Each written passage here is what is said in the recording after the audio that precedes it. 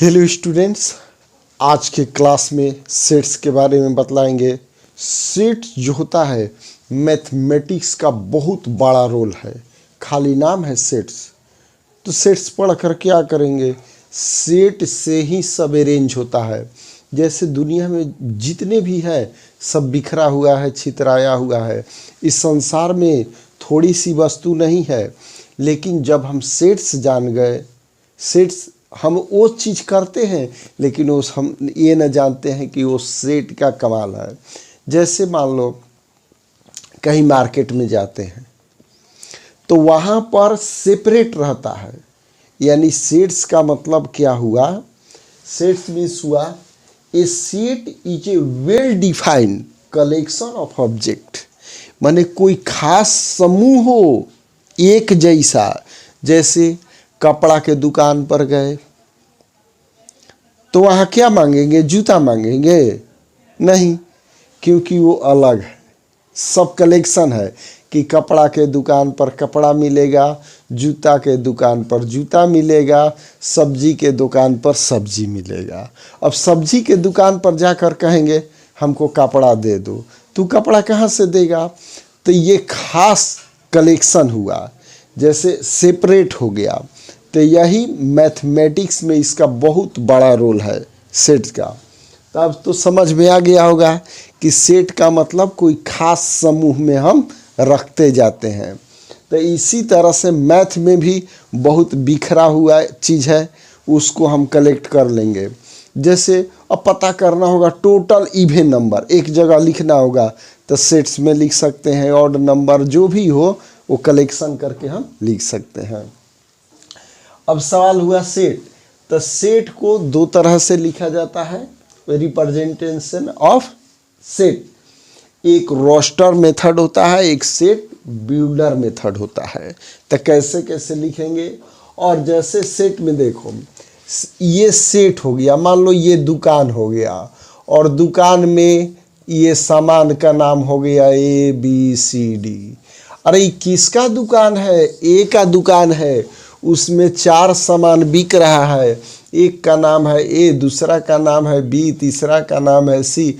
अब इसमें से जो खरीदना है खरीद सकते हैं। तो ये फिक्स हो गया कि इस दुकान में ये सामान मिलता है। तो यही हो गया सेट। आ गया समझ में? अब सवाल हुआ इसी सेट पर, यहाँ पढ़ाएंगे एलिमेंट ऑफ सेट, माने सेट ए के एलिमेंट। ये सेट हो गया, उसका एलिमेंट हो गया ABCD। तो यहाँ देखना है ए, स्मॉल ए जो है इस सेट का मेंबर है कि नहीं, माने उसके मेंबर एलिमेंट है कि नहीं, बी है कि नहीं, सी है कि नहीं। तब मेंबर को किस तरह से लिखा जाता है? देखो, इसको होता है बिलोंग्स टू।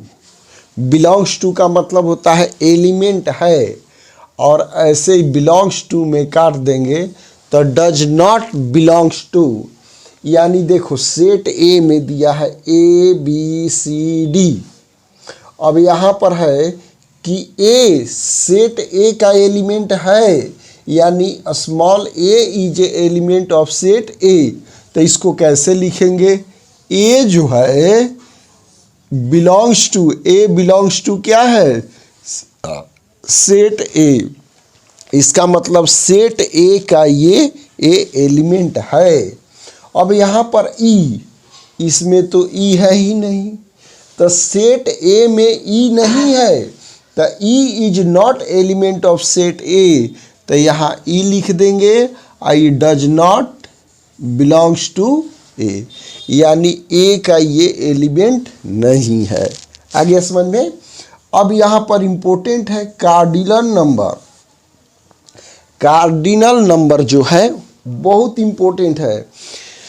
जैसे सेट के द्वारा हम बतला देंगे कि किसी मीटिंग में ये हिंदी बोलने वाला इतना है, इंग्लिश बोलने वाला है इतना है, दोनों बोलने वाला इतना है, तो टोटल कितना है।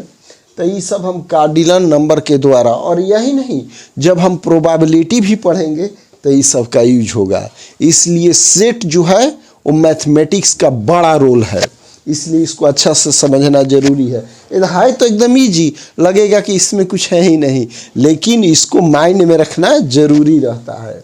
तो यहाँ पर देखो कार्डिनल नंबर यानी सेट ए में कितने एलिमेंट है, तो यहाँ पर कार्डिनल नंबर ऑफ सेट ए लिख दिए 1 2 3 4 5 6 यानी 6।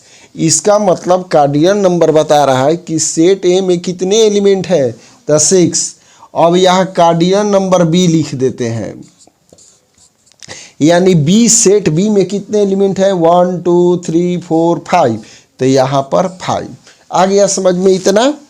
अब यहाँ पर बतलाएंगे इसके बाद रिप्रेजेंटेशन ऑफ सेट। सेट को कैसे लिखा जाता है, तो सेट को दो तरीका से लिखा जाता है। First method roster method, roster form होता है, और सेकंड सेट बिल्डर फॉर्म होता है। तो जो फर्स्ट जो है रोस्टर फॉर्म, उसके ऑल एलिमेंट को करली ब्रैकेट के अंदर लिखा जाता है। क्या लिखा जाता है, करली ब्रैकेट के अंदर लिखा जाता है, और ऑल एलिमेंट को कॉमा से सेपरेट। तो इसमें भी बतलाएंगे सेट जो होता है, एक होता है फिनाइट और दूसरा इनफिनाइट, अभी भी बतला देते हैं।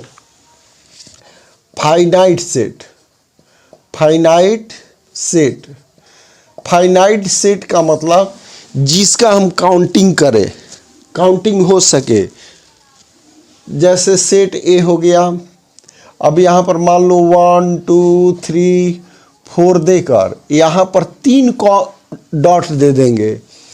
अब ये हो गया फाइनाइट नहीं, ये फाइनाइट नहीं है, क्योंकि ये कहाँ तक जाएगा मालूम नहीं है। अगर यहाँ पर हम 100 लिख देते हैं कॉमा 100, तो ये हो गया फाइनाइट सेट, यानी इसका हम काउंटिंग कर सकते हैं। क्यों, 1 से कहाँ तक 100 तक। और इनफाइनाइट, इनफाइनाइट सेट जो होता है, जिसे मान लो बी, इसी में 1 2 3 और डॉट डॉट डॉट अब दे दिए। इनफाइनाइट, इसको हम काउंटिंग नहीं कर सकते।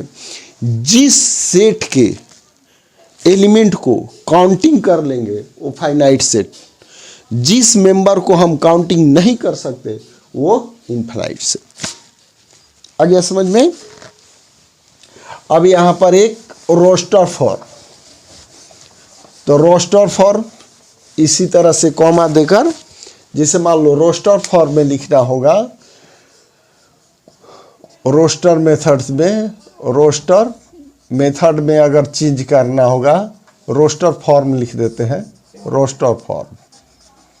तो रोस्टर फॉर्म में जैसे मान लो ए हो गया सेट ए, उसका एलिमेंट है इंग्लिश के अल्फ़ाबेट का वॉवेल वर्ड। तो वॉवेल क्या क्या होता है, ए ई आई ओ यू, यही होता है 5। तो सवाल हुआ कि सेट ए में क्या है, वॉवेल है। अब रोस्टर फॉर्म में क्या होता है कि इसमें 5 एलिमेंट हैं, पांचों को अलग अलग किया गया है, किसके द्वारा, कॉमा के द्वारा, और ऑल एलिमेंट को करली ब्रैकेट के अंदर लिखा जाता है। क्लियर।